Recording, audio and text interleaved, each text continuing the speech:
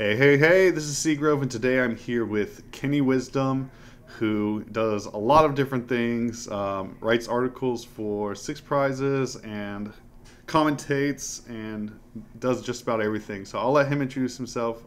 Kenny, why don't you tell us a bit about yourself and your history in the game? Yeah, like you're saying, my name is Kenny Wisdom. I do commentary for the official streams. I also write for Six Prizes every month.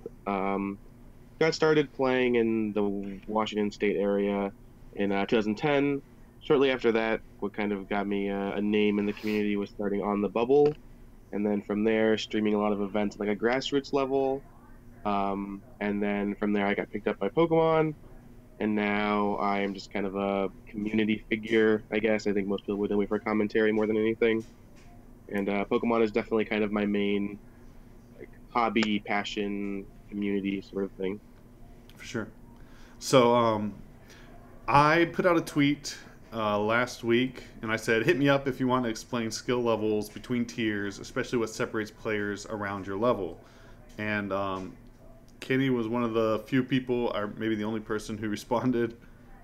His response was, "I could probably come up with my personal explanation, though I think the idea of skill tiers are mostly nonsense." So why don't we start there? What did you mean by that? First things first, maybe nonsense is kind of a strong word. Okay, I tend to be a little hyperbolic on Twitter, but that's what it's for. mostly I just don't think that it's actually very useful to kind of break people down into tiers of who is better than one another, right? So Right, something I think about a lot, or something I have thought about before, is I do kind of have a in my mind, I think, a loose system of like, okay, Michael Pramwat, I would not be surprised if he wins any tournament that he enters. That's right, just like I think he's one of the best, right? And then there's a player. I don't. This is gonna get confused. This is gonna get kind of tricky if we name names. But let's say right, like Rahul Reddy, for instance. I would be surprised if Rahul won Worlds. I would not be surprised if he won a regional, right? right, And then there are players who are lesser than that who I would be surprised if they won a regional, et cetera, but I don't want to start naming names. right. And I think that's just something we all think about. Like, we do think that people are better than other people, and because people are better than others. But I think the biggest misconception is that I don't think that, I don't think that Pram is twice as good as Rahul, right? Yeah, I think that the skill among the top players is so close, and what separates, like, the reason that Pram has 7 wins and Azul has five is, or four, however many he has, is not so much just like general skill, like, oh, he's won double the regionals, that means he's twice as good. It's more like, oh, maybe Pram practiced for that specific tournament a little bit more. This was his format he understood, and he got luckier here. And like, I just feel like the difference between a tier one and tier three player is probably actually so small yeah. that it's just not as useful as a conversation as some people think. Okay. So obviously, there's a big difference between someone like myself and Michael Pramawat. I was wondering if you could speak to some skills that you see in people as a commentator or as a player that you see in people that are in those. You know, you said in the tier one versus tier three, you think is so Yeah. close. Like, what separates them from the masses? Um, I think that each individual is going to have their own skills, but there are some overlapping things. I think the number one thing that's very important in Pokemon that I have had to learn, and I think that these players master, is that is playing with a plan in mind, right? Is having an idea of like, you first play Pokemon, you open a hand of 7 cards, and you're just gonna play cards because they're in your hand, right? You're Right, just gonna do things because the cards say they do. And then there's a kind of a next level to it where maybe you start understanding like, oh, I should Lysander out this thing on their bench, or I should wait till they have this set up to do this. right, But beyond that, there are levels where it becomes, okay, I know exactly what I have to do in these certain matchups. Like my deck can play radically different, and every time I discard a card with an Ultra Ball, or I play something on the bench, or I choose a supporter to play, I'm thinking about turns ahead. I'm thinking about cards they can have. I'm thinking about very little things that aren't just Well, in my Lycanroc deck, I use Bloodthirsty Eyes. It's Right. very kind of niche. I think another skill that is really important to the game now, and is something that whenever I try to play like a weekend of League Cups or whatever, it does really affect me, is just how much information you have to keep up with nowadays. Yeah. Like there are just so many times where I go to an event and someone says like, "Oh, it's like this deck," and I'm just like, "What deck are you talking about?" Like, "Oh, you don't remember?" Like, Rahul tweeted about it 2 weeks ago because someone played it at a League Cup in Argentina, and it's just like there's so much information you have to keep up with. It's Yeah. so like little metagame things, especially around cups and especially in standard, that I think that there probably are some players that just don't pay attention to that. But I think uh, more than anything, just being aware of like all of the information you have to you now is really powerful. Yeah, for sure. So I know you are a big supporter of the game and have done a lot to help the community and help players improve and improve not only as players but also as people. You can kind of see players, at least when I play against them, newer players or players that are less experienced. You can kind of tell when they get it and when they don't.